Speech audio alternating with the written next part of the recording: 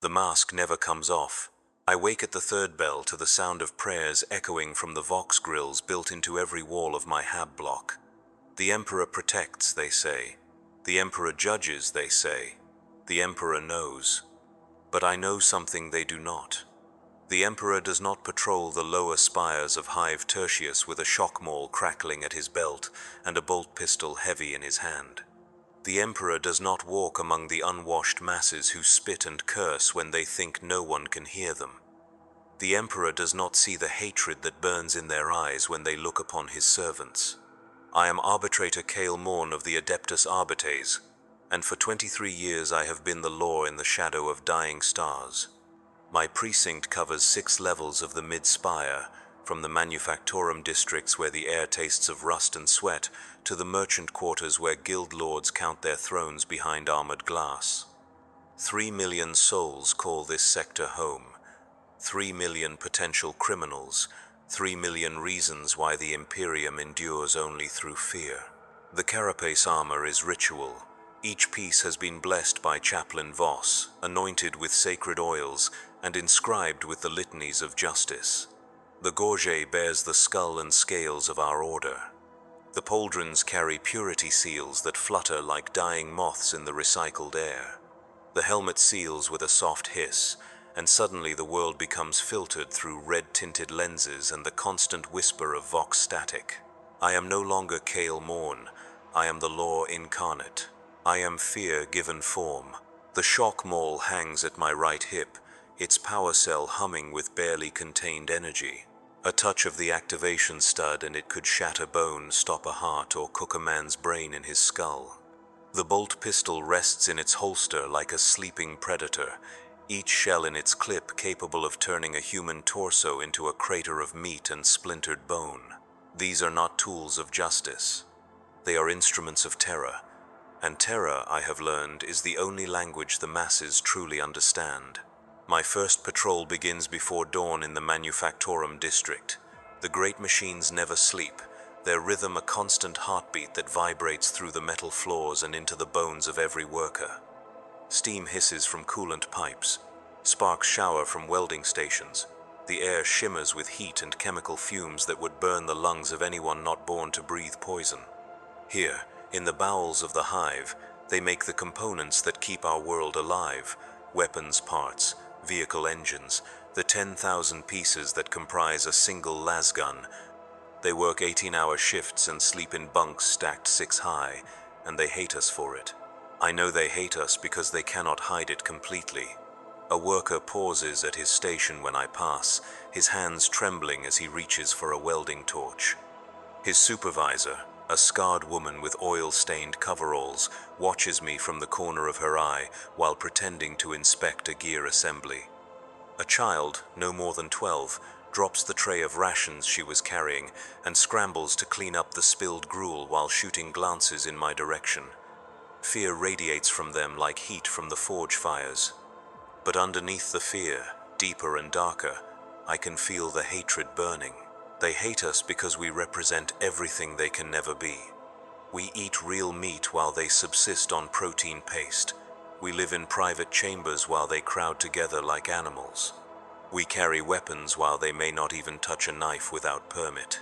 We are the enforcers of a system that grinds them down until they are nothing more than cogs in a machine that does not know their names. And we do it not because we must, but because we can. The first incident comes at the shift change, when 10,000 workers flood the corridors like water through broken pipes. The crowd moves with practiced efficiency, born of necessity and fear. No one speaks above a whisper. No one makes eye contact. No one wants to be noticed. But today, someone stumbles. He is old, this worker, 60 years or more, though in the hive such age is nearly impossible to reach without augmetic assistance. His left arm has been replaced with a crude mechanical substitute, and his eyes are clouded with cataracts from decades of chemical exposure.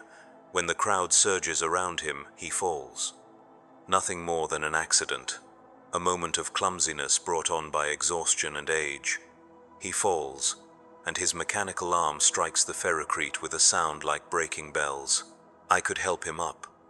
Any decent human being would help him up, but I am not human. I am the Arbites, I am the law, and the law does not show mercy to those who disrupt the peace. My shock maul is in my hand before I realize I have drawn it. The power field crackles to life with a sound like angry insects. The old man looks up at me from the floor, and I see something die in his eyes. Not hope. Hope died in him years ago. What dies is the last vestige of his dignity. Move along, I command, and my voice carries the authority of 10,000 years of Imperial law. The crowd parts around the fallen man like oil around water. No one helps him. No one even looks at him. They have learned that to show compassion is to invite suspicion. To help the fallen is to risk falling yourself. The old man struggles to his feet, his mechanical arm whirring and clicking as servos strain against his weight. He does not look at me again. He knows better. He rejoins the crowd and is swept away like debris in a flood, and I holster my maul with a satisfaction that tastes like ash. This is what order looks like in the Imperium. This is what peace costs. One old man's dignity is a small price to pay for the compliance of 10,000 workers. Or so I tell myself as I continue my patrol. The merchant quarter is different.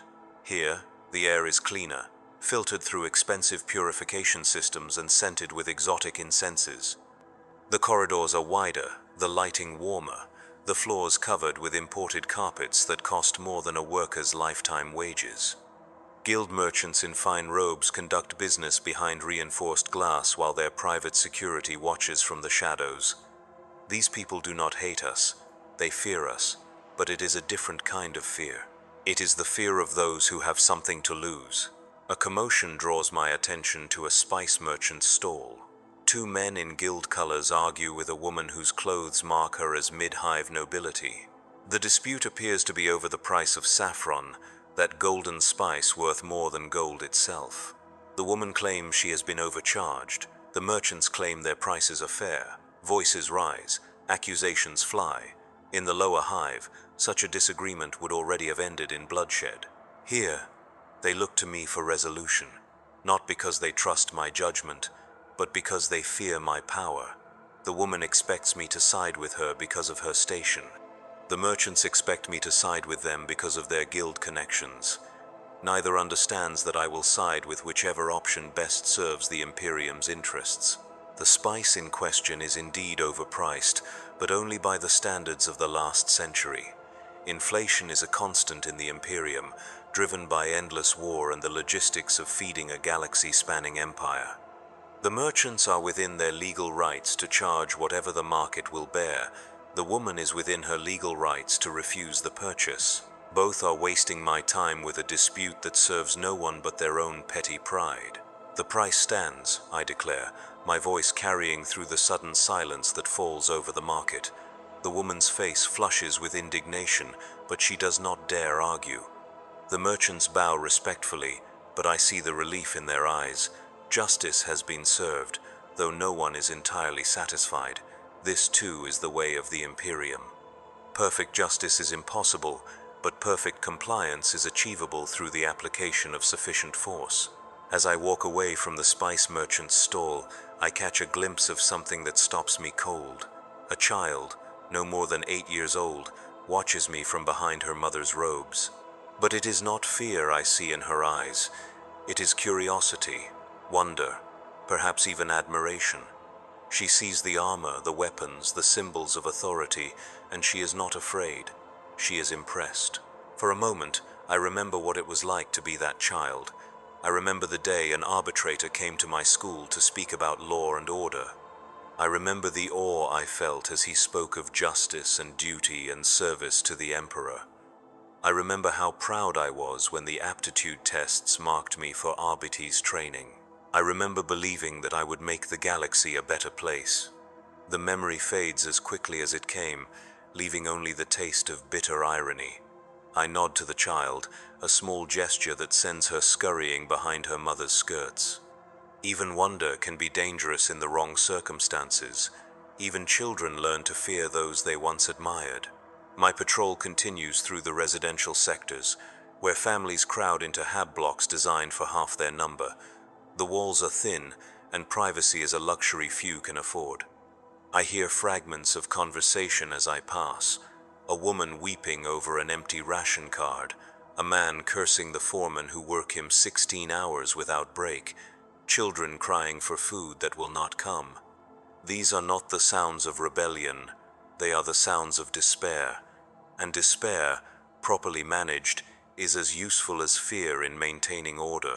At the intersection of Hab Block 7 and the main transit corridor, I encounter my first real challenge of the day.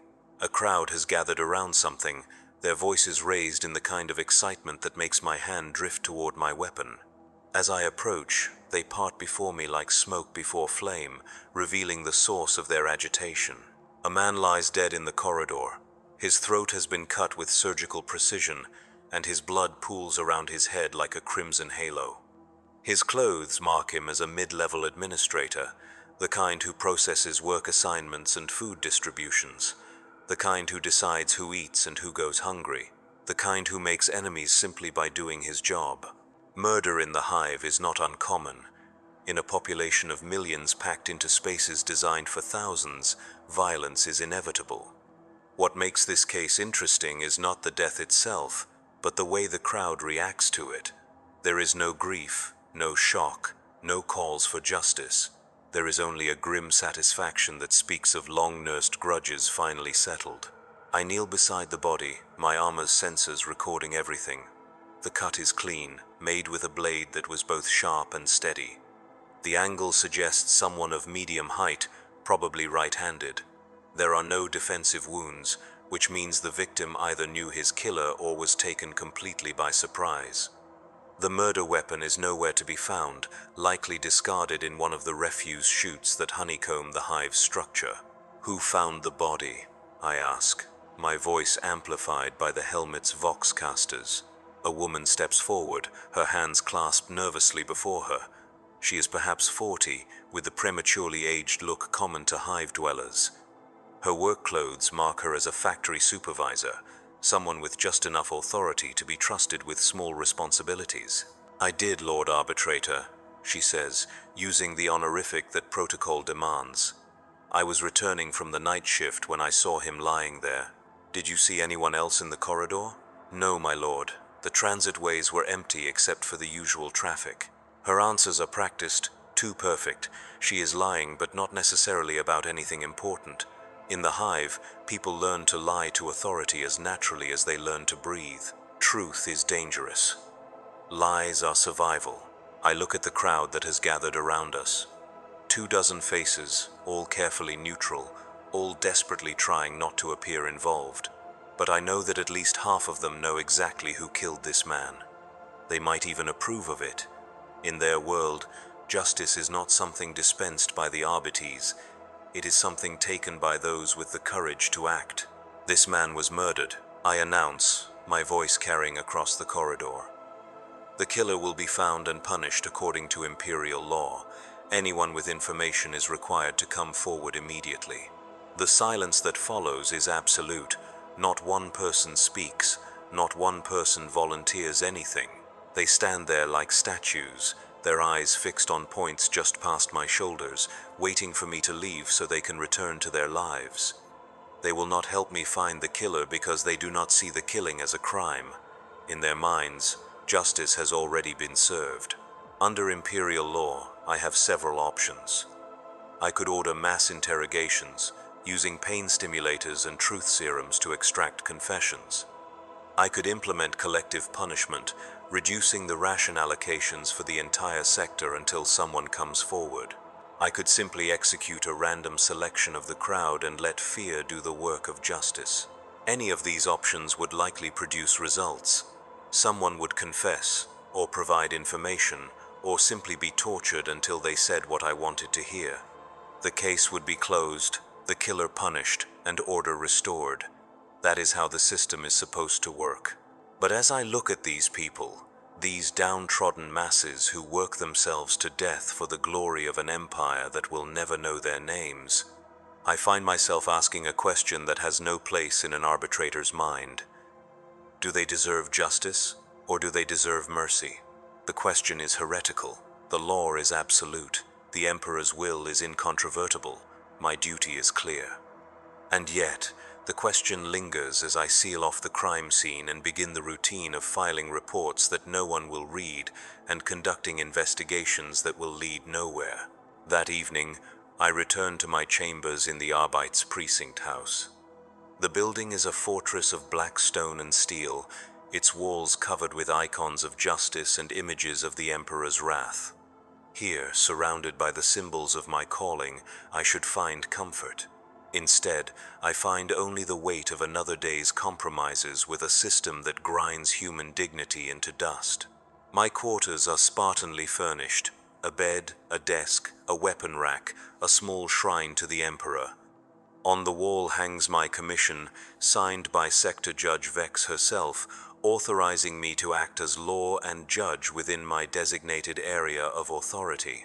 Beside it hangs a mirror, and in that mirror I see the face of a man I no longer recognize. 23 years of service have carved lines around my eyes and turned my hair gray at the temples. 23 years of enforcing laws that serve only to maintain a status quo built on suffering. 23 years of telling myself that order is worth any price, that peace justifies any brutality, that the Emperor's will excuses any cruelty. I remove my helmet and set it on the weapon rack beside my bolt pistol. The shock maul goes into its charging cradle, where it will spend the night building power for tomorrow's violence.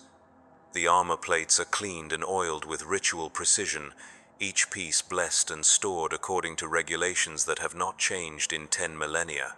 In the mirror, without the armor, I look almost human, almost like the man I was before I swore my oath to serve the Emperor's justice. But that man is gone, consumed by years of compromises and small cruelties. In his place stands something else, something harder, something colder, something that can look upon suffering and call it necessity. My dinner consists of protein cubes and recaf, the same meal I have eaten every night for longer than I care to remember. As I eat, I review the day's reports on my data slate. 3 minor infractions processed with summary fines, 1 public disturbance resolved through intimidation, 1 unsolved murder that will join the thousands of other unsolved crimes in the precinct's files. Another successful day in service to the Imperium. But success feels like failure when measured against the faces I saw today. The old man who fell in the corridor, the child who looked at me with wonder before learning to be afraid. The crowd that stood silent around a dead administrator, their silence speaking louder than any confession. These are the people I have sworn to protect, but protection in the Imperium means something very different than it does in the stories told to children. Sleep comes hard, filled with dreams of faceless crowds and empty corridors. I dream of the mask that never comes off, even when I try to remove it. I dream of voices crying for justice in a language I have forgotten how to understand. I dream of a young man in training fatigues, proud to serve the Emperor's will, not yet understanding what that service would cost him. I wake to the sound of prayers and the weight of another day's duty pressing down on my chest like a gravestone. The second day begins with an alarm klaxon that splits the dawn like a blade. Riot in Sector 12. All units respond immediately. The voice of Watch Commander Brashen crackles through the Vox network, calm and professional despite the chaos erupting 6 levels below my position. I am dressed and armed within minutes, muscle memory guiding me through the ritual of preparation. Carapace armor blessed and sealed, shock maul charged and ready. Bolt pistol loaded with mass reactive shells designed to punch through heavy clothing and bone with equal efficiency. Helmet locked in place, transforming my vision into the red-tinted perspective of the law incarnate. The riot lift carries me down through the hive's layers like a drop of blood through arteries of steel. Each level tells its own story of decline. The upper spires gleam with polished metal and filtered air. The middle levels show the wear of constant use but maintain the pretense of civilization. The lower reaches grow darker, more crowded, more desperate with each passing floor. Sector 12 occupies the boundary between the manufacturing districts and the deep underhive, where those who have nothing left to lose make their homes in the shadows. Here, the ceiling presses down like the lid of a coffin, and the air tastes of rust and despair. The corridors are narrow, designed for utility rather than comfort, and lined with hab blocks that house families of 8 in spaces meant for 2. As the lift descends, I can hear the riot growing louder, voices raised in anger, the crash of breaking glass, the rhythmic chanting that turns a crowd into a mob and individuals into something far more dangerous. By the time I reach Sector 12, the sound has become a roar that vibrates through the metal decking under my feet. The scene that greets me is controlled chaos. 2 squads of Arbitrators have formed a cordon across the main thoroughfare, their riot shields locked together in an unbreakable wall. Behind them, enforcer units wait with shock prods and gas dispensers. Above, on the maintenance gantries, snipers track targets through the scopes of long-last rifles. Everything is ready except the order to fire. Watch Commander Brashen stands behind the shield wall, his own armor scarred by decades of such conflicts. He turns as I approach, his helmet vox crackling with static. "Report," I demand, taking my position in the formation. "Food riots," he replies, his voice carrying the weary tone of someone who has seen this play out too many times. The protein shipment was contaminated. 3,000 ration packs had to be destroyed. The locals are not taking the news well. Through the gap between riot shields, I can see the mob that has gathered in the plaza beyond. Perhaps 200 people, maybe more, pressed together in a heaving mass of bodies and raised fists.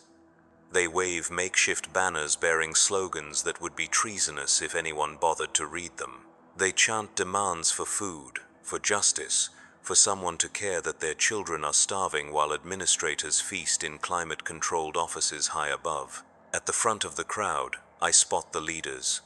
A man in factory coveralls, his augmetic arm raised like a banner of defiance.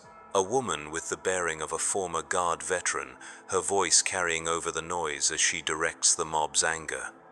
A priest of some kind, though not one sanctioned by the ecclesiarchy, preaching about the Emperor's love for the downtrodden. These are not professional agitators or trained revolutionaries. They are ordinary people pushed beyond their breaking point by a system that sees them as expendable components in a machine too vast to comprehend. They are dangerous precisely because they have nothing left to lose. Demands? I ask, though I already know the answer. Replacement rations, compensation for the contaminated food, investigation into how the contamination occurred. Brashen's tone suggests what he thinks of such requests. Standard riot response?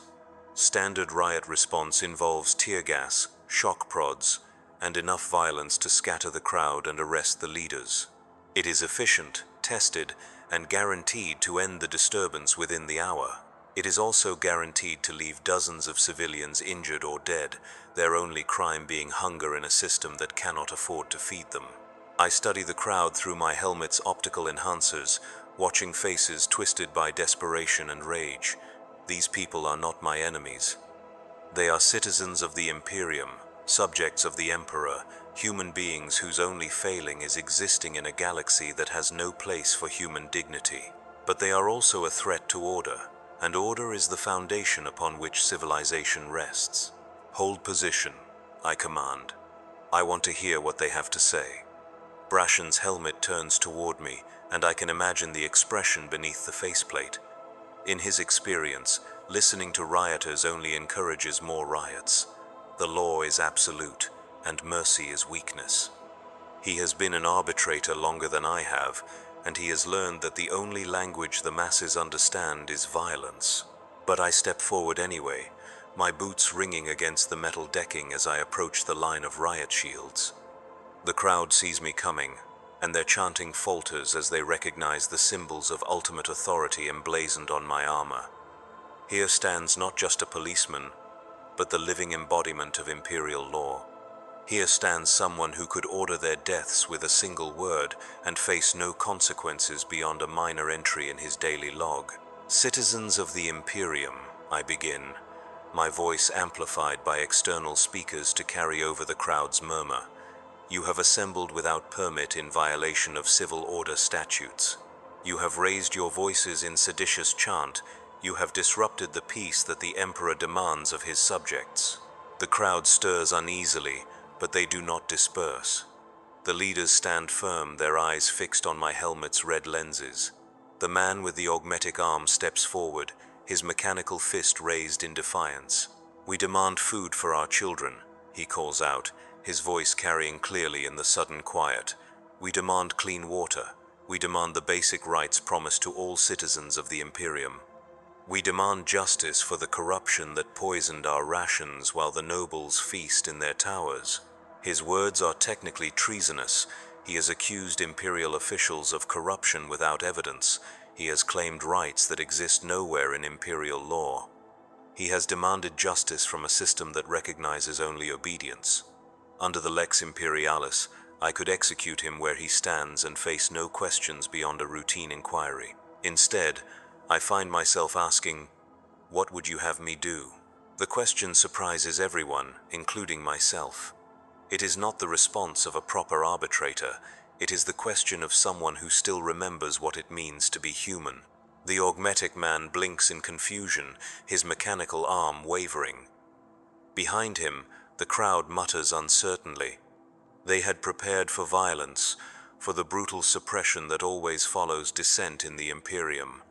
They had not prepared for someone in authority to actually listen. "Investigate," calls out the former guard veteran. "Find out why our food was poisoned. Punish those responsible. Replace what was destroyed. Treat us like human beings instead of cattle to be managed." Her requests are reasonable. More than reasonable. They are exactly what any decent system of government would provide as a matter of course. They are also impossible within the rigid hierarchy of Imperial administration, where questioning a superior's competence is tantamount to heresy and admitting error is seen as weakness. I stand there for a long moment, surrounded by the weight of expectations I cannot meet. The rioters expect justice that I am not empowered to provide. My fellow arbitrators expect decisive action to restore order. The system expects me to choose between mercy and duty, knowing that mercy is not an option for someone wearing the skull and scales of the Adeptus Arbites. The choice, when it comes, feels inevitable. Disperse immediately. I command, my voice carrying the full weight of Imperial authority. Return to your homes and workstations. Resume your duties as loyal citizens of the Imperium. This gathering is illegal and will not be tolerated. The disappointment in their faces cuts deeper than any blade. They had hoped, despite everything, that someone in authority might listen to their pleas. They had believed, for just a moment, that the system might show compassion for their suffering. Now they understand that hope itself is a luxury they cannot afford. The augmetic man's shoulders slump in defeat. The veteran woman shakes her head sadly. The unsanctioned priest bows his head in prayer for souls trapped in a system that has forgotten how to forgive. One by one, they begin to turn away, their dreams of justice dying in the recycled air of the lower hive. But not all of them leave. A core of perhaps 50 remains, the most desperate of the desperate, those who have already lost everything and have nothing more to fear. They link arms and begin to chant, not the angry slogans of before, but something softer, something that sounds almost like a hymn. "The Emperor protects," they sing, their voices blending into harmony despite the harsh acoustics of the metal corridor. "The Emperor provides. The Emperor loves his children." It is a song I learned as a child, taught in the scholars to instill faith and obedience. But in their voices, it becomes something different. It becomes an accusation. A reminder of promises that have been broken and faith that has been betrayed. They sing not of the Emperor who rules from his golden throne, but of the Emperor who supposedly cares for the lowest of his subjects. Watch Commander Brashen steps up beside me, his hand resting on the grip of his shock maul. "Orders, arbitrator?" The words stick in my throat like broken glass. These people are guilty of nothing more than believing the lies we tell children about the Imperium's benevolence. They are singing hymns, not seditious chants. They are praying, not rioting. but they are also defying a direct order from legitimate authority, and defiance cannot be tolerated regardless of its form. "Gas them," I whisper, the words barely audible even to myself. "Sir, deploy tear gas," I repeat, louder this time. "Disperse the remaining crowd, arrest the leaders for incitement to riot." The order passes down the line like a disease, contaminating everyone it touches. Enforcer units move into position, their gas dispensers ready. Snipers adjust their aim to provide covering fire if the situation escalates. Medical teams prepare for casualties. The singing continues, even as the first canisters arc through the air and explode in clouds of choking white smoke. The hymn does not falter as men and women begin to cough and weep. They continue to sing even as their voices grow hoarse and their eyes stream with tears. The Emperor protects. They chant through the chemical fog, their words a challenge to everything I represent. The Emperor provides. The Emperor loves his children. The gas does its work with ruthless efficiency. Bodies collapse, overcome by the toxic cloud that burns their lungs and blinds their eyes. The few who try to run are caught by enforcer teams and beaten to the ground with shock prods. The leaders are dragged away in neural restraints, their augmetics sparking as the containment fields disrupt their mechanical components. Within 10 minutes, the plaza is empty except for the unconscious forms of those who had sung hymns while authority broke their bodies. The riot is over. Order has been restored. The system has proven once again that it will not tolerate even the gentlest form of dissent. I stand in the settling gas cloud, breathing filtered air through my helmet's purification system, and try to tell myself that I have done my duty. The law has been upheld. The peace has been preserved. The Emperor's will has been enforced through the application of appropriate force. But the song lingers in my memory, a haunting melody that speaks of faith betrayed and hope abandoned. The Emperor protects, they had sung, even as his servants prepared to gas them into submission. The Emperor provides, they had believed, even as their children starved in the depths of the hive. The Emperor loves his children, they had proclaimed, even as his justice fell upon them like a hammer upon flesh.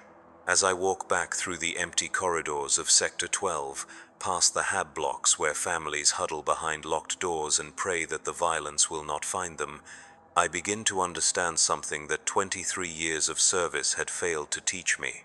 We are not the police of the Imperium. We are its executioners. We do not serve justice. We serve order, and order demands that hope be crushed before it can take root in hearts that have learned to expect nothing but suffering. The mask never comes off because the mask has become the face. The armor never comes off because beneath it lies nothing but shame. The law never bends because it was never meant to serve anyone but those who benefit from its rigidity. And in the depths of the hive, where the lights grow dim and the air grows thick, 3 million souls continue their daily struggle against a system that sees them not as citizens to be protected, but as problems to be managed. The Emperor protects. The children learn to sing in school. But down here, in the darkness where the Emperor's light cannot reach, we are the ones who decide what protection means. We are the police of Warhammer 40,000, and we are everything that is wrong with the universe we claim to serve. The third day brings no alarms, no riots, no immediate crises demanding the application of sanctioned violence. Instead, it brings something worse. Routine patrol through the hab blocks where yesterday's defeated rioters have returned to nurse their wounds and plan their quiet acts of rebellion. The aftermath of suppressed dissent has a particular texture to it, like the air before a thunderstorm but without the promise of cleansing rain. People move through the corridors with hunched shoulders and downcast eyes, but their silence carries an electric charge of barely contained fury. They have learned that hope is dangerous, but they have not yet learned to stop hoping. I walk among them in my armor of black ceramite and contempt, the skull and scales of the Arbites catching the pale light of overhead lumens. My footsteps echo off metal walls covered in decades of grime and neglect, a percussion that announces the arrival of authority in places where authority is synonymous with pain. At the intersection of Corridor 7 and Hab Block Delta, I encounter my first test of the day, A woman sits on a folding stool beside a makeshift stall, selling items that skirt the edges of legality. Recycled water filters that may or may not work. Protein bars of questionable origin and even more questionable nutritional value. Electronic components salvaged from industrial waste and repurposed for civilian use without proper Imperial certification. Under the letter of the law, her entire operation is illegal.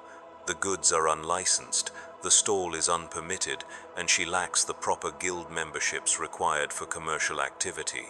I could arrest her, confiscate her merchandise, and sentence her to 6 months of penal servitude without requiring anything more than her presence in this place at this time. But she is not alone. 3 children sit behind her stall, sharing a single portion of gruel from a battered metal bowl. Their clothes are patched and repatched, held together by thread and desperation. Their faces show the hollow-cheeked look of chronic malnutrition. Their eyes carry the particular brightness that comes from hunger that has lasted so long it has become a constant companion. The woman herself might be 30 or 50 or anywhere in between. The hive ages people in ways that make chronology meaningless. Her hair is streaked with premature gray. Her hands show the calluses and chemical burns of factory work. Her eyes hold the exhausted resignation of someone who knows that each day survived is a small victory against impossible odds. She sees me approaching and begins to pack her goods with the quick efficiency of someone who has done this many times before. There is no panic in her movements, no desperate pleading for mercy. She knows the law as well as I do. She knows that what she is doing is illegal. She does it anyway because the alternative is watching her children starve while following regulations designed by people who have never wondered where their next meal will come from. "Citizen," I call out, my voice carrying the weight of absolute authority. She stops packing and looks up at me with eyes that hold neither fear nor hatred, only tired acceptance of whatever fate I choose to dispense. "Yes, Lord Arbitrator, your permit for commercial activity. It is not a question." We both know she has no permit. Permits cost money, require guild sponsorship, and involve background checks that would reveal her connection to yesterday's riot through her husband, the man with the augmetic arm who now lies unconscious in a detention cell 3 levels below. "I have no permit, my lord." Her honesty is either refreshing or damning, depending on perspective. A more experienced criminal would lie, produce forged documents, or at least attempt to bribe their way out of trouble. She simply states the truth and waits for judgment to fall. I look at the children behind her stall. The eldest cannot be more than 10. The youngest still has the soft features of infancy, despite the hunger that has already begun to sharpen her cheekbones. They watch me with the wariness of animals that have learned to fear predators, ready to run but too tired to move quickly. Under Imperial law, I have not just the right but the duty to arrest this woman. Her crime is clear, her guilt established by her own admission. The sentence would be automatic: confiscation of goods, administrative fine equal to 6 months' wages, and imprisonment until the fine is paid. Since she obviously cannot pay such a fine, she would remain in custody indefinitely, her children left to survive on their own or enter the care of Imperial orphanages that are little more than training camps for industrial servitude. This is what justice looks like in the Imperium. This is how order is maintained. This is the system I have sworn to uphold and defend. I reach for my shock maul, my fingers closing around the familiar weight of sanctioned violence. The woman's shoulders tense, but she does not flinch. She has made her choice and accepted its consequences. Her only concern now is for the children who depend on her illegal enterprise for their survival. But as my thumb hovers over the activation stud, I find myself looking not at a criminal but at a mother whose only crime is loving her children more than she fears the law.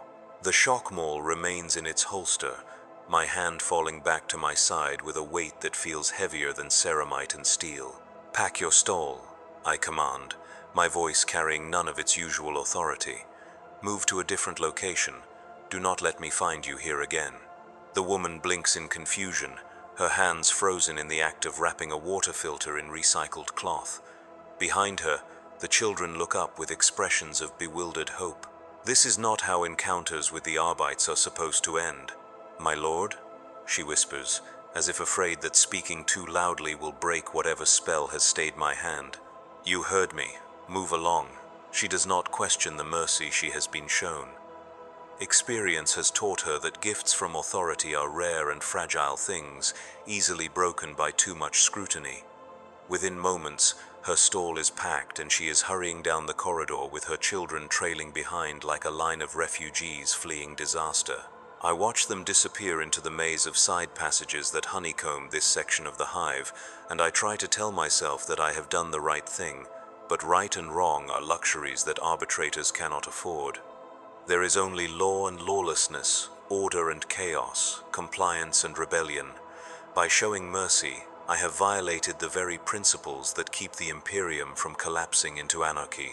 Yet as I continue my patrol through the hab blocks, I find myself noticing things that I had trained myself to ignore. Children playing with toys made from industrial waste, their laughter a rare sound in corridors designed for function rather than joy. An elderly man teaching a group of youngsters to read using pages torn from technical manuals, their eager faces illuminated by the flickering light of a jury-rigged lumen strip. A woman tending to a makeshift garden in an abandoned storage alcove, coaxing life from soil that should not exist in the depths of a hive city. These are not the activities of criminals or rebels. They are the activities of human beings trying to maintain their humanity in a system designed to crush it. They represent hope, community, and the stubborn refusal of the human spirit to be reduced to mere components in an industrial machine. And I am the man sent to stop them. My vox bead crackles to life, dragging me back from dangerous thoughts to the immediate demands of duty. Watch Commander Brashen's voice cuts through the static with its usual professional detachment. Arbitrator Morn, report to Sector 9 immediately. We have a situation requiring senior authority. Sector 9 sits at the junction between the residential hab blocks and the administrative district, where mid-level bureaucrats process the endless paperwork that keeps Imperial civilization functioning. It is a place of gray corridors and gray people, where passion goes to die and creativity is strangled in red tape. If there is a disturbance here, it will not be the desperate violence of the food riots, but something more subtle and potentially more dangerous. The transit lift carries me up 3 levels, through layers of increasing bureaucratic importance. The corridors grow wider and better lit. The air becomes cleaner, filtered through purification systems that cost more than most workers earn in a lifetime. The people I pass wear the uniforms of clerks and administrators, their faces bearing the particular pallor of those who spend their lives under artificial light. I find the situation in Administrative Complex 7, a maze of cubicles and offices where the business of governance is conducted by people who will never see the consequences of their decisions. 3 Arbites have cordoned off a section of the main floor, their presence causing nervous murmurs among the administrators who pretend to work while stealing glances at the unfolding drama. At the center of the cordon stands a desk that has been overturned, its contents scattered across the floor in a pattern that speaks of deliberate vandalism rather than accidental damage. Papers bearing official seals lie torn and trampled. A cogitator terminal has been smashed, its screen dark and lifeless. And spray painted on the wall behind the desk, in letters 2 feet high and dripping red paint, are the words, "The Emperor weeps for his children." Watch Commander Brashen approaches as I survey the scene, his helmet reflecting the harsh overhead lighting. Even through the vox distortion, I can hear the satisfaction in his voice. Vandalism and sedition, Arbitrator. The perpetrator left us quite a message.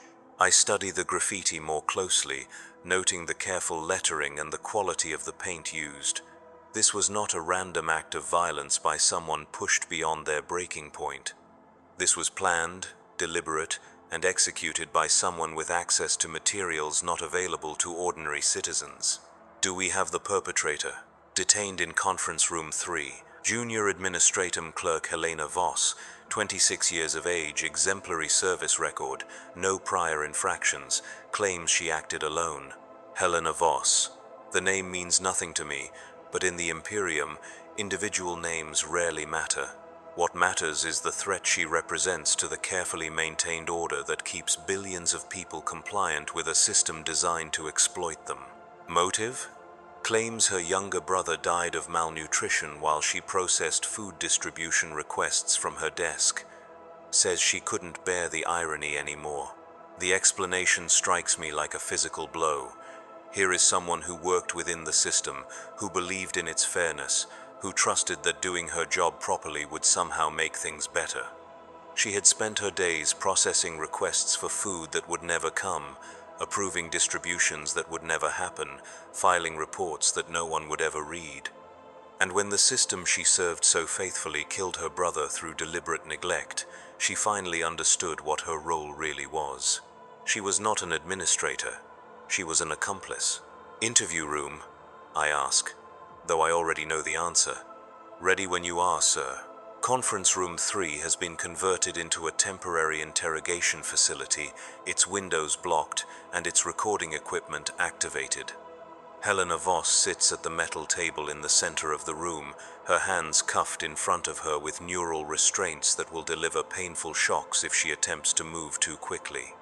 She is younger than I expected, with the soft features of someone who has never known real hardship until recently. But her eyes tell a different story. They hold the hollow look of someone who has seen too much truth too quickly, whose faith in the system has been shattered by direct contact with its consequences. She looks up as I enter, and I see not fear but a terrible kind of relief, as if being caught has freed her from the burden of pretending to believe in what she was doing. "Helena Voss," I begin, taking the seat across from her. "Junior clerk, 3rd class, assigned to food distribution processing for sectors 8 through 12. 17 months of service, performance ratings consistently above standard." 18 months, she corrects quietly. "My service anniversary was last week." The precision of her correction tells me everything I need to know about her psychology. She is someone who values accuracy, who takes pride in doing things correctly, who believes that attention to detail matters. These are exactly the qualities that make good administrators and dangerous dissidents. "Tell me about your brother." Her composure cracks slightly, a tremor passing through her hands as the neural restraints detect and suppress her emotional response. When she speaks, her voice carries the flat tone of someone reciting facts to avoid confronting feelings. "Marcus Voss, age 14, employed as a maintenance apprentice in the lower manufactorums, died 3 weeks ago of protein deficiency complicated by respiratory infection." The medical examiner listed the cause of death as natural causes related to nutritional insufficiency. Natural causes, I repeat, tasting the bitter irony of the phrase. In the Imperium, starvation is considered natural, an inevitable result of resource scarcity rather than administrative choice. It is not murder if the system kills you through indifference rather than malice. "I processed his food allocation request myself," she continues, her voice growing stronger as anger replaces grief. "Form 7743 Delta, requesting increased protein rations for miners engaged in hazardous industrial work." The request was approved at 3 levels, stamped and filed properly. Assigned requisition number 445,581 Gamma. But the food never came. The food never came. The requisition was lost in processing. The approval was voided due to budget constraints. The allocation was redirected to administrative personnel as a morale enhancement measure. Her eyes meet mine across the table, and I see in them the cold fury of someone who has learned that her brother's death was not an accident, but a choice made by people who had never seen his face. "So you decided to take justice into your own hands." "I decided to tell the truth." She gestures toward the wall where her message still drips in red paint. "The Emperor weeps for his children. That's not sedition, Arbitrator. That's scripture." 3rd Book of Imperial Saints, Chapter 12, Verse 7. "And the Master of mankind looked upon the suffering of his people, and his heart was moved to tears of infinite compassion." She is right, of course. The phrase comes directly from approved religious texts, taught in every schola and recited in every prayer service throughout the Imperium. But context matters more than content in Imperial law. The same words that inspire faith when spoken from a pulpit become sedition when painted on the wall of an administrative complex by someone whose brother died while bureaucrats debated budget allocations. You destroyed imperial property. You disrupted government operations. You created public disturbance through unauthorized political expression. I told the truth about a system that murders children while calling it natural causes. Her defiance is absolute, unburdened by any hope of mercy or survival. She has already accepted that her actions will result in her death, either through immediate execution or gradual destruction in a penal facility. What she cannot accept is returning to her desk to process more requests for food that will never arrive while more brothers and sisters die of neglect that masquerades as inevitability. Under Imperial law, her fate is sealed. Destruction of government property carries a sentence of 5 years hard labor. Seditious expression carries a sentence of 20 years imprisonment or immediate execution at the discretion of the presiding arbitrator. Creating public disturbance during a time of civil unrest carries an automatic death penalty. But as I look at this young woman who destroyed her life and career to speak a single moment of truth, I find myself questioning not her guilt but the system that made her crime necessary. She is guilty of vandalism, but the Imperium is guilty of murder. She is guilty of sedition, but the Imperium is guilty of betraying every promise it makes to its citizens. She is guilty of disturbing the peace, but what peace can exist in a system built on the deliberate starvation of children? Arbitrator? Watch Commander Brashen's voice crackles through my vox bead. Do you require assistance with the interrogation? I key the transmitter with a hand that feels heavy as lead. Negative. Continue securing the scene. I'll handle the prisoner processing. Helena Voss watches me with eyes that hold no illusions about her fate. She knows what happens to people who speak truth to power in the Imperium.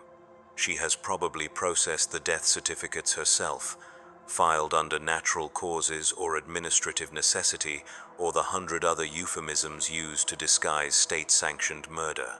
You could have kept quiet, I tell her, though I'm not sure if it's an accusation or an observation. You could have transferred to a different department, requested reassignment, found a way to avoid confronting the truth about what your job really was. I could have, she agrees, but then I would have been complicit in the murder of the next child who died while I processed forms for food that would never come. How many brothers and sisters would I have to watch die before I admitted that I was part of the machine that killed them?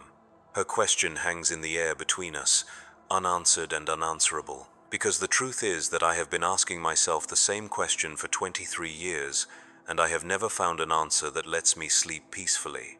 How many riots have I suppressed to maintain order that benefits only those who never see its cost?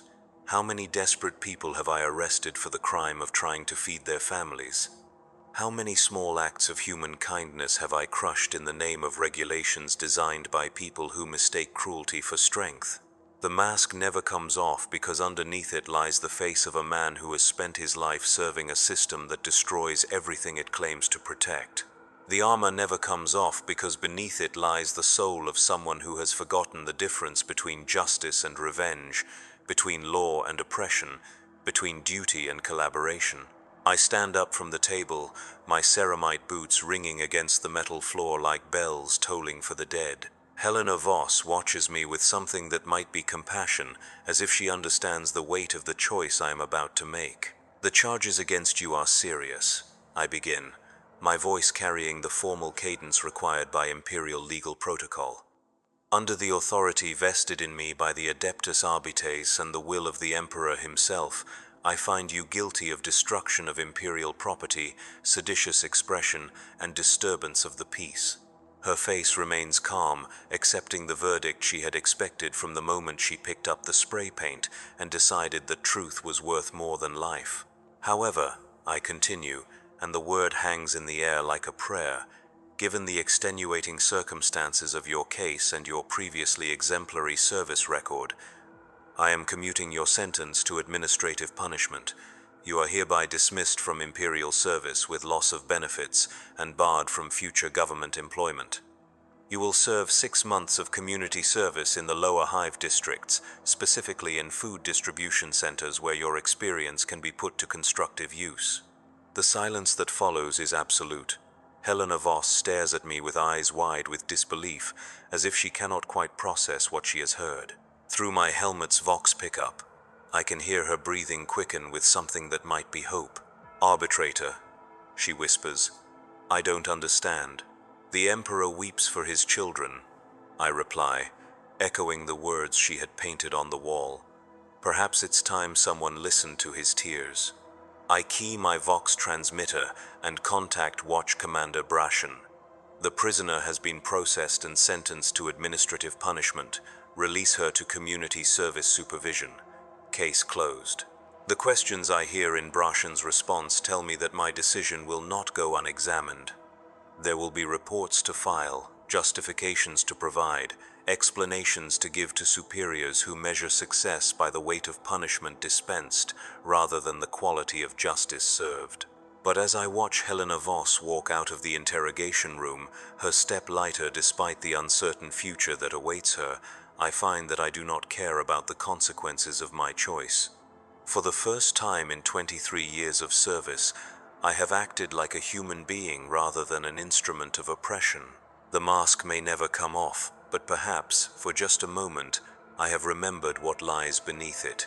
The fourth day begins with a summons to the precinct fortress, that black monolith of imperial justice that rises from the heart of the administrative district like an accusation made of stone and steel.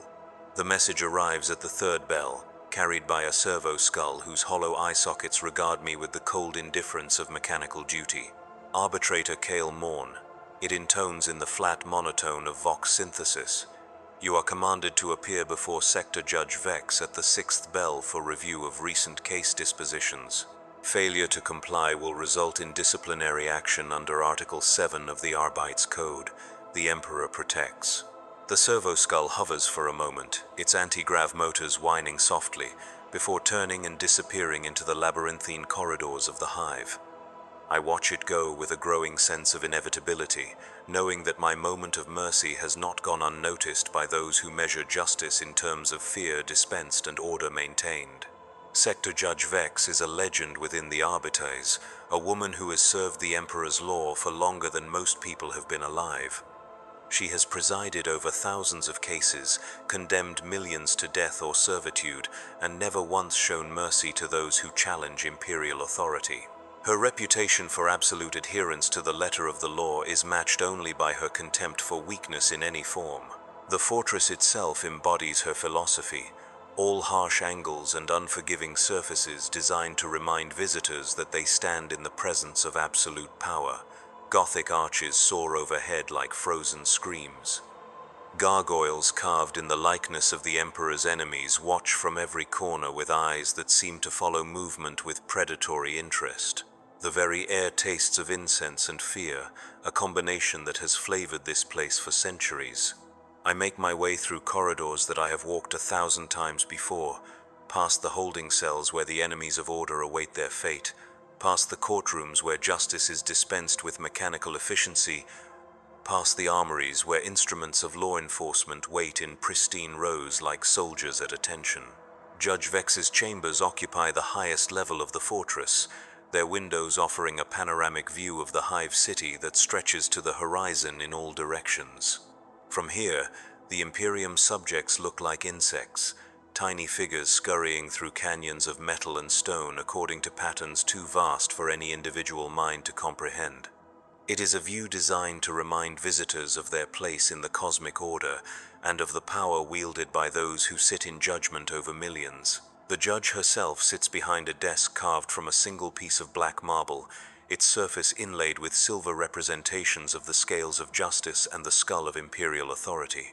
She does not look up as I enter, her attention apparently focused on the data slate that glows with soft blue light before her. But I know she is aware of my presence, cataloging my posture, my bearing, my worthiness to serve as an instrument of her will. Judge Vex is ancient by any reasonable measure, her face lined with decades of rendering harsh verdicts and harder choices. Her hair is white as bleached bone, pulled back in a severe style that emphasizes the sharp angles of her cheekbones and jaw. Her eyes are the pale blue of winter sky, cold and seemingly capable of seeing through flesh and bone to the soul beneath. When she finally speaks, her voice carries the authority of someone who has never doubted her right to decide who lives and who dies. Arbitrator Morn, 23 years of exemplary service to the Emperor's law, commendations for valor in the Sector Rebellion of 987, recognition for exceptional performance during the purge of Hab Block Tertius, a record unblemished by compromise or weakness. She pauses, allowing the weight of my past achievements to settle between us like a foundation upon which judgment might be built. Until yesterday, the word falls like a blade, cutting through any illusion I might have harbored that my recent decisions had gone unnoticed. Judge Vex finally looks up from her data slate, those winter-pale eyes fixing on mine with uncomfortable intensity. Tell me about Helena Voss. The question is deceptively simple, but I know that my answer will determine whether I leave this room as an arbitrator or as a prisoner awaiting execution for dereliction of duty. The facts of the case are clear and undisputed. Helena Voss committed acts of vandalism and sedition. Under Imperial law, she should have been executed immediately or sentenced to decades of penal servitude. Instead, I showed mercy. Helena Voss, junior administratum clerk, committed acts of vandalism against Imperial property and seditious expression through unauthorized political messaging. I found her guilty of all charges and sentenced her to 6 months of community service in recognition of her previously exemplary record and the extenuating circumstances of her case. Extenuating circumstances. Judge Vex repeats the phrase as if tasting something unpleasant. Elaborate. The defendant's brother died of malnutrition while she processed food distribution requests as part of her official duties. Her actions, while illegal, were motivated by grief and frustration with a system that she felt had failed her family. Grief and frustration. Another pause, another taste of distaste. And these emotional states, in your judgment, justify leniency toward acts of sedition and destruction of government property. The trap is carefully laid, but I can see its edges clearly enough. Judge Vex wants me to admit that I allowed personal feelings to override legal requirements, that I placed mercy above duty, that I have proven myself unfit to serve as an instrument of imperial justice. The correct answer is to confess my error, accept whatever punishment she deems appropriate, and promise never again to let weakness influence my judgment. But I find myself thinking of Helena Voss walking out of the interrogation room with hope in her eyes for the first time in months. I think of the children huddled behind their mother's illegal stall, their faces bright with the possibility that authority might show compassion. I think of the old man who fell in the corridor and the dignity that died in his eyes when I drew my shock maul. No, Judge Vex, they do not justify leniency. Her eyebrows rise slightly, the only sign of surprise she allows herself to show. However, I continue, they do justify questioning whether the law as written serves the Emperor's true will or merely the convenience of those who administer it.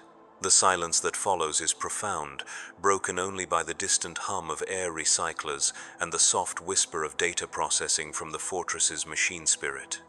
Judge Vex leans back in her chair, her pale eyes never leaving mine, as if trying to determine whether I have spoken heresy or simple truth. Explain. The single word carries the weight of command, but also something else. Curiosity, perhaps. Or the faint possibility that even someone as rigid as Judge Vex occasionally questions the system she serves with such absolute devotion. Helena Voss served the Imperium faithfully for 18 months. She processed food distribution requests with accuracy and efficiency that exceeded performance standards. She believed in the system she served, trusted that her work made a difference in the lives of Imperial citizens. I pause, choosing my words carefully. What I say next will either vindicate my actions or condemn us both. When her brother died of starvation while food allocation requests sat approved but unprocessed on administrators' desks, she learned that her faith had been misplaced. She discovered that the system she served so loyally was designed not to help Imperial citizens, but to create the illusion of help while maintaining profitable inefficiency.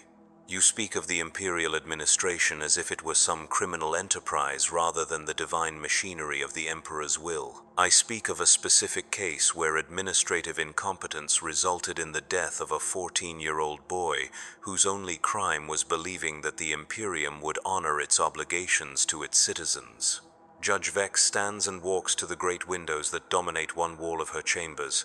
Below us, the hive stretches away in every direction, millions of souls packed into spaces designed for thousands, their lives governed by regulations they cannot understand, and decisions made by people they will never meet. Do you know what I see when I look out these windows, Arbitrator? No, Judge. Order. Millions of individuals living and working according to patterns established by 10,000 years of imperial law. They wake at prescribed times, work at assigned tasks, consume allocated resources, and sleep in designated spaces. They do this not because they choose to, but because the law requires it, and we enforce that requirement. She turns back to face me, her expression unreadable. That order is not maintained through kindness, Morn. It is not sustained by mercy or compassion or the other soft virtues that make people feel better about themselves. It is maintained through fear. Fear of punishment, fear of authority, fear of the consequences that follow disobedience. And what happens when that fear becomes hatred? The question slips out before I can stop it, revealing thoughts I had not meant to voice. But Judge Vex does not react with anger or surprise. Instead, she returns to her desk and picks up another data slate, this one glowing with red priority markers. Hatred, properly managed, can be as useful as fear. More useful, in some circumstances. Hatred directed at external enemies unifies populations. Hatred directed at specific individuals can be channeled into productivity. Hatred directed at abstract concepts like injustice or corruption can be safely ignored as long as it does not translate into action. She activates the data slate's holographic display, and the air above her desk fills with images that make my blood run cold. Surveillance footage from the lower hive, showing crowds gathering in hidden spaces. Audio recordings of conversations that skirt the edges of sedition. Personnel files of individuals whose loyalty ratings have declined in recent months. What cannot be tolerated is hope. Hope that things might change. Hope that authority might show weakness. Hope that the system might bend to accommodate individual needs rather than collective requirements. The images shift and focus, showing me faces I recognize. The woman with the illegal stole, the former Guard veteran who had spoken at the food riot. The unsanctioned priest who had led prayers during the gas attack, all of them flagged for surveillance, their activities monitored, their associates documented. Your mercy toward Helena Voss was observed by 17 Imperial citizens who witnessed her arrest and release. Word of your leniency has spread through the lower levels like a contagion, inspiring hope in places where hope has been successfully suppressed for decades. New images appear in the holographic display, graffiti similar to Helena's message appearing on walls throughout the residential districts. Small acts of defiance that would normally be ignored, suddenly becoming patterns of coordinated resistance. People gathering in groups to discuss grievances they had previously accepted as inevitable. Hope, Arbitrator Morn, is a luxury that the Imperium cannot afford. Not because hope is evil, but because hope leads to expectations. Expectations lead to demands. Demands lead to resistance. And resistance leads to the kind of chaos that destroys civilizations. I watch the surveillance footage play out in front of me, seeing the consequences of my moment of mercy spreading through the hive like cracks in a dam. Judge Vex is right, of course. By showing compassion to Helena Voss, I have inspired others to believe that authority might be reasoned with, that the system might respond to appeals for justice. It is a beautiful and terrible thing to witness. People who had accepted their suffering as inevitable are beginning to imagine that it might be changed. Workers who had never questioned their conditions are starting to ask why they must endure what others do not. Children who had been taught to fear authority are beginning to wonder if authority might sometimes be wrong. What would you have me do? Judge Vex deactivates the holographic display, and the evidence of my crime disappears back into digital storage. But the weight of what I have seen continues to press down on my chest like a gravestone. Helena Voss will be transferred to a maximum security penal facility for the remainder of her natural life. The surveillance footage of her release will be explained as a clerical error that has been corrected. Those who witnessed her lenient treatment will be questioned to ensure they understand that no mercy was actually shown. And me? You will continue in your duties as before. But you will understand that mercy is not an option available to servants of imperial justice. The law is absolute not because it is perfect, but because alternatives to the law are invariably worse. She returns to her desk and picks up a different data slate, one that glows with the soft green of approved operations. Tomorrow you will lead a pacification sweep through the residential sectors where hope has begun to take root. You will arrest those who have been inspired by your moment of weakness. You will demonstrate that the Imperium's justice is as implacable as its enemies claim, and as merciless as its survival requires. The orders are clear, unambiguous, and utterly without compromise. I will take my fellow arbitrators into the lower hive and crush the spark of hope that my mercy has kindled.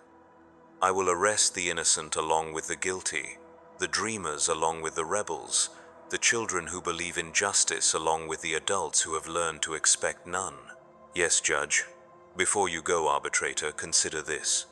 The Emperor sits upon his golden throne not because he is kind, but because he is necessary. The Imperium endures not because it is just, but because it is strong. We serve not because we love our duty, but because someone must do what others cannot. I bow and turn to leave, but her voice stops me at the door. The mask never comes off, Morn. Not because we enjoy wearing it, but because the face beneath is too terrible for ordinary mortals to bear. Remember that when you begin to question whether mercy has a place in imperial justice.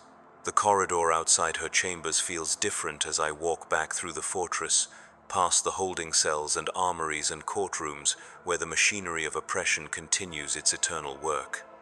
The Gothic arches seem to press down more heavily. The gargoyles seem to watch with more malevolent interest. The very air seems thick with the weight of decisions that cannot be undone. I think of Helena Voss, who by now has probably been collected from her community service assignment and transferred to a transport bound for a penal facility where hope goes to die. I think of the children who will grow up believing that authority might show compassion, only to learn through bitter experience that such beliefs are dangerous delusions. I think of the crowds who will gather tonight in hidden places to whisper about justice, not knowing that every word they speak is being recorded for use against them. Tomorrow, I will put on my armor and take up my weapons and lead a pacification sweep that will crush the hope I accidentally kindled. I will arrest mothers and fathers whose only crime is believing their children deserve better. I will destroy the fragile communities that have begun to form around shared dreams of justice. I will demonstrate once again that in the Imperium of mankind, mercy is not just forbidden but actively punished. The mask never comes off because the man beneath it has become complicit in a system so vast and terrible that resistance seems impossible and collaboration feels like the only path to survival. The armor never comes off because it has become a shell protecting not the world from me but me from the world I have helped create. And in the depths of the hive, where 3 million souls struggle against a system designed to grind them into components for a machine that does not know their names, the police of Warhammer 40,000 continue their eternal patrol, maintaining order through fear and crushing hope wherever it dares to bloom. The 5th day arrives with the sound of boots on metal decking, the harsh rhythm of an army preparing for war against its own people.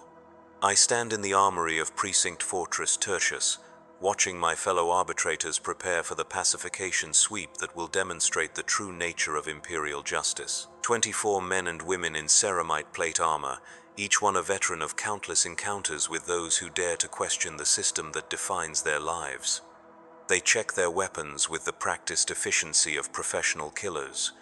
Bolt pistols loaded with mass-reactive rounds designed to punch through human flesh and bone.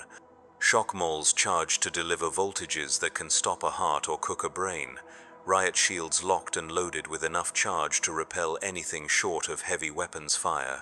Watch Commander Brashen addresses the assembled force, his voice carrying clearly through the helmet comlinks that bind us together in purpose if not conscience. Intelligence indicates widespread seditious activity throughout residential sectors 7 through 12, unauthorized gatherings, distribution of inflammatory materials, expression of anti-imperial sentiment. Standard pacification protocols are authorized. Resistance will be met with appropriate force. Appropriate force. The phrase has a clinical precision that masks the reality of what we are about to do. We will break down doors and drag people from their beds.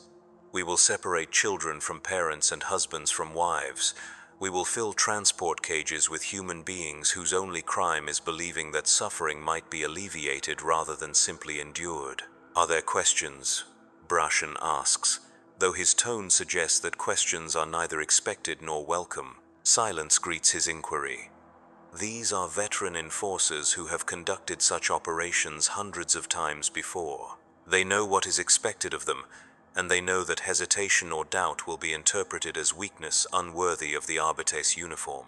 But I find myself raising my hand anyway, a gesture that draws surprised looks from my colleagues. Arbitrator Morn? Rules of engagement for non-combatants. The question is routine, required by regulations that specify how Imperial forces should handle civilians during urban operations. But in the context of this particular mission, it carries implications that make several of the assembled arbitrators shift uncomfortably. Standard protocols apply. Brashen replies after a moment's hesitation. Civilians who cooperate will be processed according to their level of involvement in seditious activities. Those who resist will be dealt with accordingly. Another clinical phrase that means we will kill anyone who tries to protect their family, their neighbors, or their community from the violence we are about to inflict. Resistance, in this context, includes anything from armed opposition to simply refusing to unlock a door when ordered to do so. The transport that carries us down to the residential levels is filled with the quiet tension that precedes violence.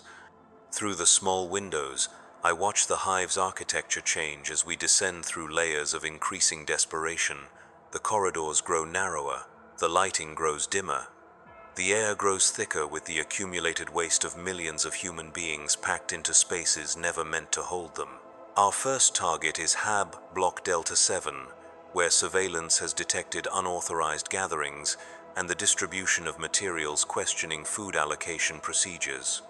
Intelligence reports suggest a cell of 12 to 15 individuals led by a former factory supervisor named Jorik Venn, whose only apparent crime is organizing community meetings where residents discuss their problems and seek collective solutions.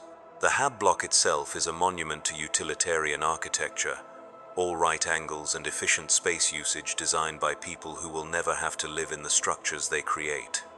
15 levels of residential units, each one housing families of 6 to 8 in spaces originally intended for 2. The corridors are lined with water pipes that drip constantly, creating pools of rust-stained moisture that never fully dry. The air recycling system struggles against the biological load, filling every breath with the scent of too many people living too close together. We move through these corridors like a plague, our armored forms blocking the narrow passages and forcing residents to press themselves against walls to avoid being trampled. Children peek out from doorways with wide eyes that reflect our helmet lenses, their parents pulling them back into the safety of homes that offer no real protection from authorities' reach. The gathering we seek is easy to find.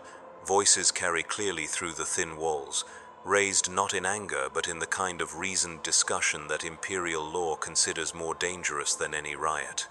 They are talking about water purification, about organizing collective purchasing of medical supplies, about establishing a school where children can learn more than basic industrial skills. These conversations represent everything the Imperium fears most: the possibility that its subjects might organize themselves, might discover that their problems are shared rather than individual, might begin to imagine solutions that do not depend on the benevolence of distant authority.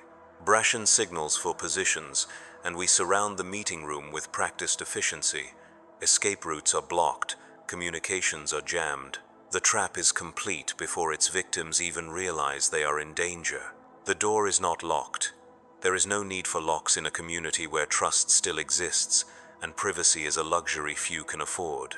Brashen kicks it open anyway, the sound of splintering metal announcing our arrival like a funeral bell. 23 people sit in a rough circle, their faces turned toward us with expressions that shift rapidly from surprise to confusion to the terrible understanding that hope has led them into a trap. They are not criminals or revolutionaries. They are mothers and fathers, workers and retirees, young people and old, united only by the belief that they might make their lives marginally better through collective action. At the center of the circle sits Jorik Ven, a man of perhaps 50 with the scarred hands of someone who has spent his life working with dangerous machinery. His face shows the lines that come from years of accepting responsibility for others, of making decisions that affect not just himself but his community. When he sees us, he does not run or resist. He simply stands and faces us with the dignity of someone who has already accepted the consequences of his choices. "Citizens of the Imperium," Brashen announces, his voice amplified by external speakers, "you are under arrest for unlawful assembly, seditious conspiracy, and distribution of materials harmful to public order." The words hang in the air like an executioner's sentence. Several of the gathered residents begin to weep, not from fear of physical pain but from the understanding that their dreams of a better life are about to die in neural restraints and detention cells. But Jorik Ven does not weep. He looks at each of us in turn, his eyes searching for some sign of humanity beneath our armor and authority. When his gaze meets mine, I see something I was not prepared for: pity, not for himself or his followers, but for us. For the choice we have made to serve a system that destroys communities in the name of order. "We have committed no crimes," he says quietly, his voice carrying clearly in the sudden silence. "We have harmed no one. We have simply tried to make our lives and our children's lives a little better." "Seditious assembly is a crime under Imperial law," Brashen replies. "Questioning resource allocation procedures is a crime under Imperial law. Organizing collective action without proper authorization is a crime under Imperial law." Then the law is wrong.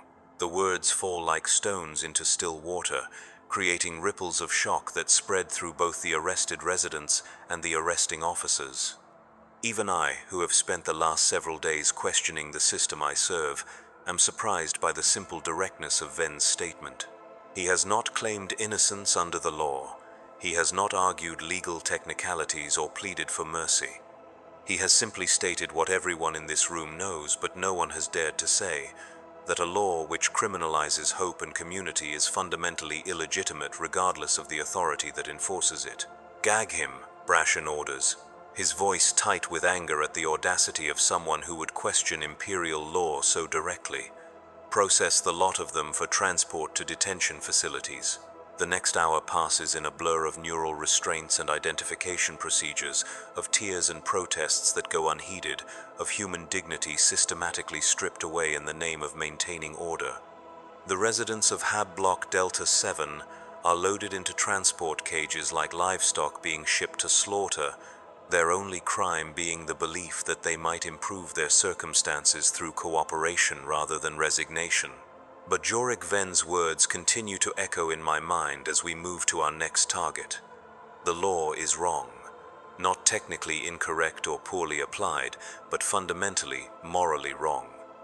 A law that makes criminals of people who simply want to live with dignity, a law that equates hope with sedition and community with conspiracy. Our second target is a food distribution center where someone has been providing extra rations to families with children, violating allocation procedures designed to ensure that resources are distributed according to bureaucratic efficiency rather than human need. The perpetrator is a woman named Sarah Chen, a distribution supervisor whose 20 years of faithful service have apparently been contaminated by dangerous compassion. We find her at her post, continuing to work even though she must know that her crimes have been discovered. She processes ration cards with the same careful attention to detail that has marked her entire career, making notations in ledgers that will outlast her by decades, ensuring that the business of feeding the masses continues even as authority prepares to punish her for feeding them too well. When she sees us approaching, she does not flee or resist.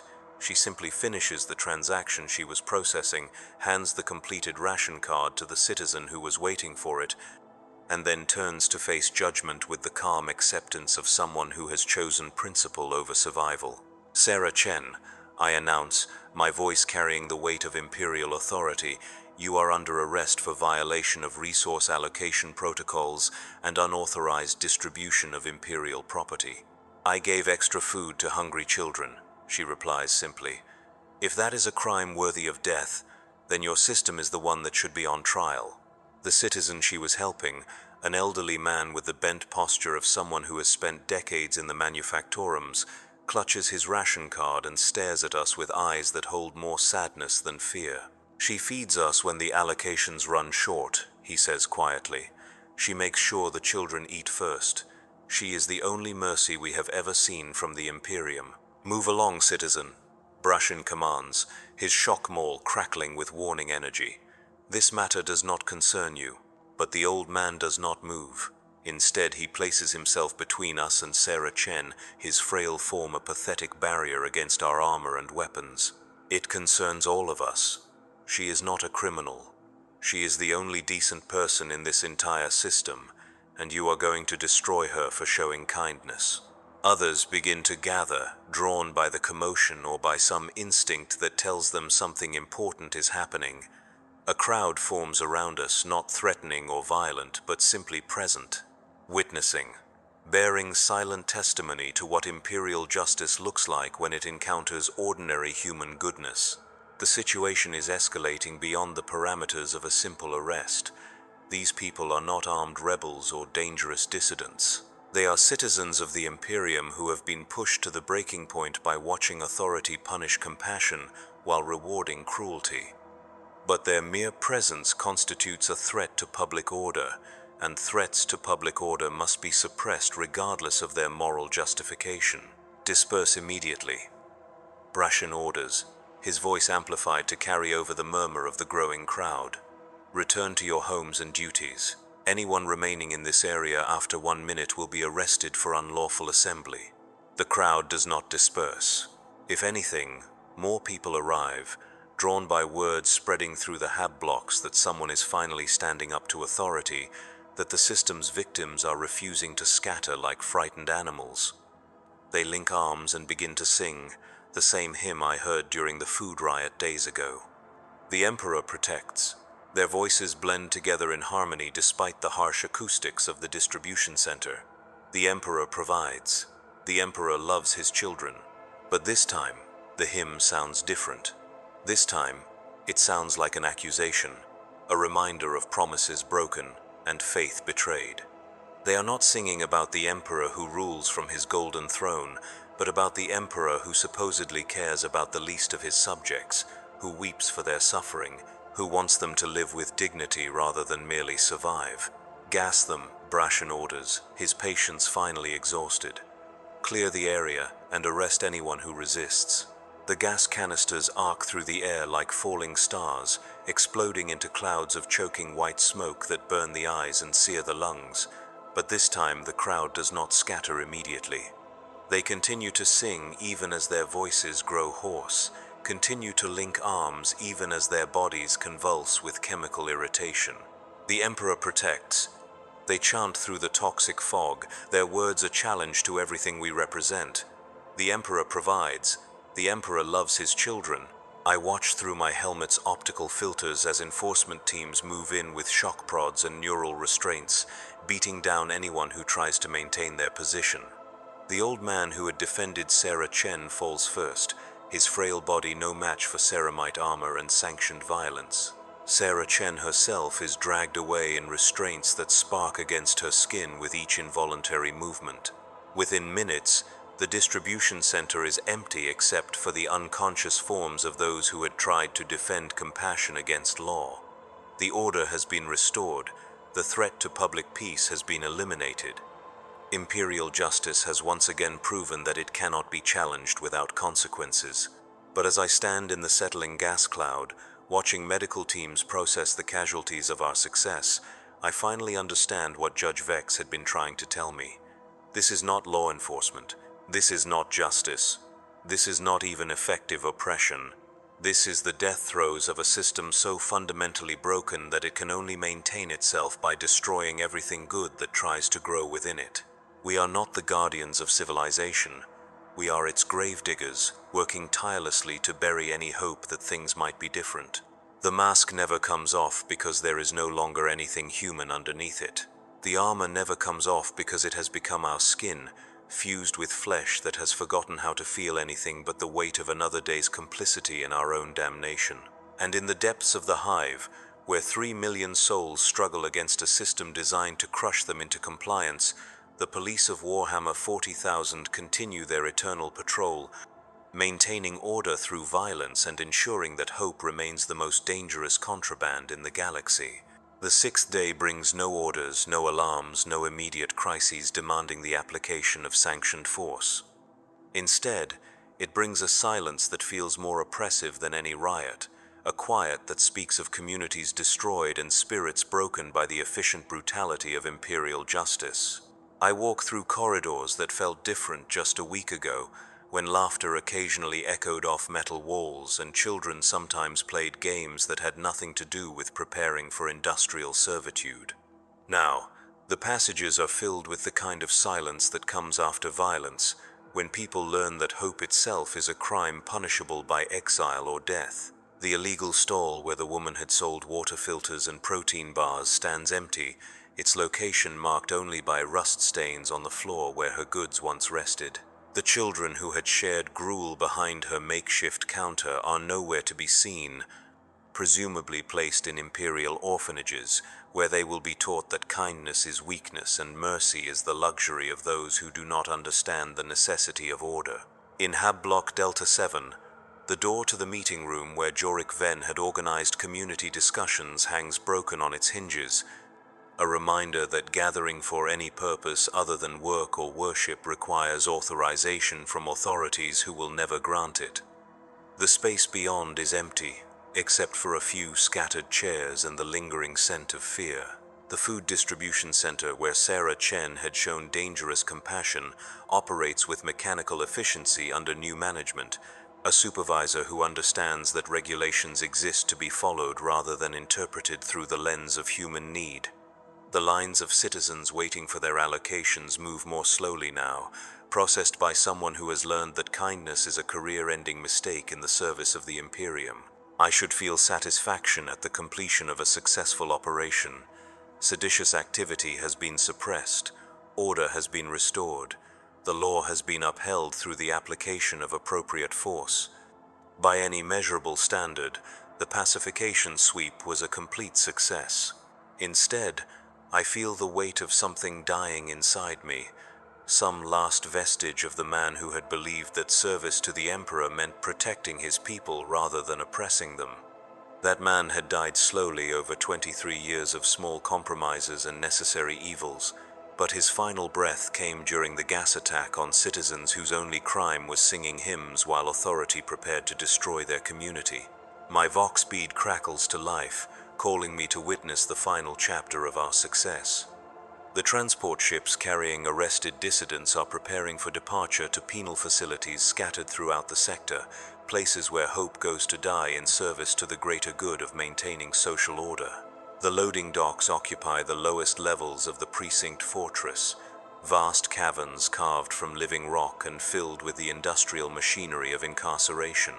Transport cages line the platform like metal coffins, each one filled with human beings who had believed that suffering might be alleviated rather than simply accepted. I watch as families are separated, children torn from parents who may never see them again. I observe as communities are scattered, their bonds of mutual support severed by the cold efficiency of administrative processing. I witness as hope itself is loaded into cargo holds and shipped away to places where it will be methodically destroyed through labor and isolation. Helena Voss stands in one of the transport cages, her hands gripping the bars as she searches the crowd of observers for some sign of the mercy that had been promised and then betrayed. When her eyes meet mine through my helmet's red lenses, I see not accusation but forgiveness, as if she understands that I too am a victim of a system too vast and terrible for any individual to resist. Jorik Venn occupies another cage, his dignity intact despite the neural restraints that bind his hands and the gag that silences his voice. Around him sit the other members of his community organization, men and women whose only crime was believing that cooperation might improve their circumstances. Sarah Chen is locked in a maximum security transport, her 20 years of faithful service forgotten in favor of her final act of unauthorized compassion. The citizens she had helped are not present to see her departure, warned away by the memory of gas clouds and shock prods that had greeted their attempt to defend her. As the transports prepare for departure, Watch Commander Brashen approaches with a data slate containing my next assignment. His voice carries the satisfaction of someone who has successfully completed a distasteful but necessary task. Excellent work on the pacification sweep, Arbitrator. Order has been restored to the residential sectors. Seditious activity has been suppressed. The threat to public peace has been eliminated. I take the data slate and scan its contents, reading orders that will send me back into the corridors of the hive to continue the eternal patrol that keeps 3 million souls in line through the application of fear and the systematic destruction of hope.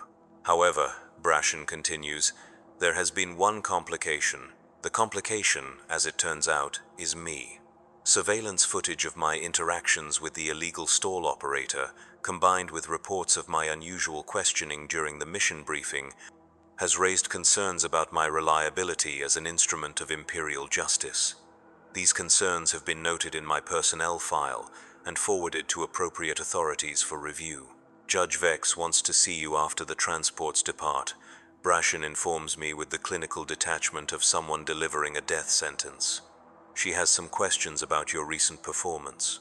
I watch the transport ships lift off from their berths, carrying their human cargo toward destinations that exist only to break spirits and destroy communities.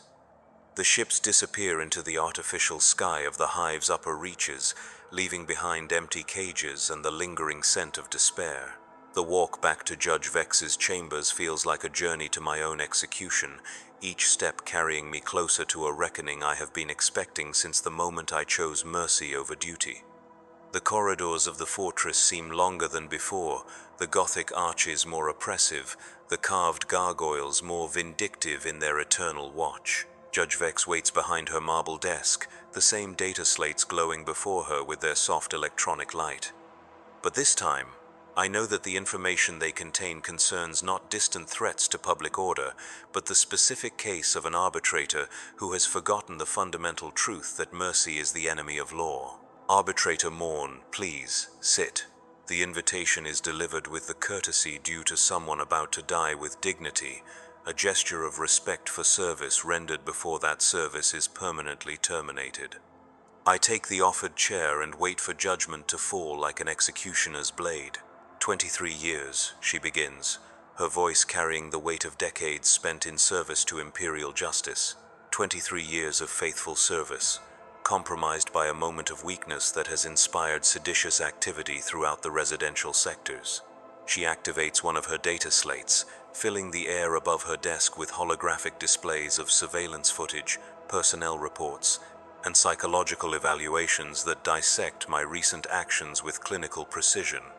Helena Voss, granted administrative punishment instead of the execution or lifelong imprisonment that Imperial law required. The illegal stall operator, allowed to escape rather than being arrested for commercial violations. Questions about rules of engagement that suggest uncertainty about the application of appropriate force. The evidence is damning and undeniable. I have violated the fundamental principles that govern the behavior of Imperial law enforcement, showing mercy where strength was required, hesitating where certainty was demanded, questioning where obedience was the only acceptable response. Do you have anything to say in your defense? The question is rhetorical, a formality that must be observed before sentence is passed. but I find myself answering anyway, speaking truth that I know will only confirm my guilt. I have served the Emperor's law for 23 years, and in all that time, I have never once made the galaxy a better place. I have suppressed riots by people whose only crime was hunger. I have arrested mothers whose only crime was trying to feed their children. I have enforced regulations designed by people who mistake cruelty for strength and oppression for order. Judge Vex listens without interruption, her pale eyes fixed on mine with the intensity of someone cataloging the symptoms of a terminal disease. I became an arbitrator because I believed in justice, but there is no justice in a system that criminalizes hope and punishes compassion. There is only order maintained through fear, compliance enforced through violence, and the systematic destruction of everything that makes life worth living. I pause, surprised by the relief I feel at finally speaking these thoughts aloud, even knowing that they constitute a confession of heresy punishable by death. The law is wrong, Judge Vex. Not technically incorrect or poorly applied, but fundamentally morally wrong, and I can no longer serve a law that makes monsters of those who enforce it and victims of those who live under it. The silence that follows is profound, broken only by the distant hum of air recyclers and the soft whisper of data processing from the fortress's machine spirit. Judge Vex deactivates her holographic display and leans back in her chair, studying me with eyes that have seen too much truth over too many years. Do you know why the Imperium exists, Arbitrator? The question is unexpected, a philosophical inquiry rather than the practical matters of guilt and punishment I had anticipated. To serve the Emperor's will? No. The Imperium exists because the alternative to the Imperium is extinction. Not just death, but the complete annihilation of human consciousness in a galaxy filled with entities that view our species as either food or entertainment. She stands and walks to the great windows that overlook the hive city, her silhouette dark against the artificial sky beyond. You speak of hope as if it were a virtue rather than a weapon turned against those who dare to feel it. You speak of compassion as if it were strength rather than weakness that invites exploitation by enemies who understand only power. Her reflection in the window shows an expression of infinite weariness, as if she is tired of explaining truths that should be obvious to anyone who understands the nature of the universe. The law is not wrong, Morn. The law is necessary. Harsh, yes, cruel perhaps, but necessary in ways that those who live under its protection can never fully understand. She turns back to face me, and I see something in her eyes that I had never noticed before. Doubt. Not about the righteousness of Imperial law, but about the cost of enforcing it on people who deserve better than the universe they were born into. However, you are also not wrong. The system we serve does indeed make monsters of its enforcers and victims of its subjects. That is the price of survival in a galaxy where the alternative to monstrous order is beautiful chaos that leads inevitably to extinction. Judge Vex returns to her desk and picks up a final data slate, one that glows with the soft amber of sealed orders. You are being transferred, Arbitrator, effective immediately. Your new assignment will take you far from the residential sectors where your moment of mercy has inspired dangerous hope among the masses. The transfer orders assign me to the outer hive, to the industrial zones where humans work alongside servitors and machines in conditions that make the residential sectors seem luxurious by comparison. Here, hope died so long ago that mercy would be seen not as inspiration but as madness. You will find your new posting educational. The citizens you will be policing have learned truths about Imperial benevolence that make your recent crisis of faith seem quaint by comparison. Perhaps exposure to their reality will remind you why the law must be absolute, even when that absolutism seems cruel to those who have never seen true cruelty. I take the transfer orders with hands that feel steady for the first time in days. This is not the execution I had expected, but it is still a kind of death. The man who had believed that service to the Emperor meant protecting his people will not survive in the outer hive, where protection means ensuring that desperate people do not interfere with industrial production. One final question, Judge. Why show me mercy when I showed it to others? The question seems to surprise her, as if mercy is a concept she had not considered in the context of our interaction. Because, Arbitrator Morn, Someone must remember what we have lost in order to survive. Someone must carry the weight of what we might have been, even as we do what we must be. Your moment of weakness serves a purpose in the greater design of Imperial justice, even if that purpose is simply to remind us that we are still human beneath the armor we can never remove. I stand to leave, but her voice stops me at the door one final time. The mask never comes off because the face beneath it has seen too much truth about what survival requires in this universe. But sometimes, just sometimes, it is necessary to remember that there is still a face underneath, that we have not yet become the machines we serve alongside. The transport that carries me toward the outer hive passes through layers of increasing industrial density, where the air grows thick with chemical vapors and the walls pulse with the rhythm of massive engines. Here, in the depths of Imperial civilization, I will begin the next chapter of my service to a law that I now understand is both absolutely necessary and absolutely wrong.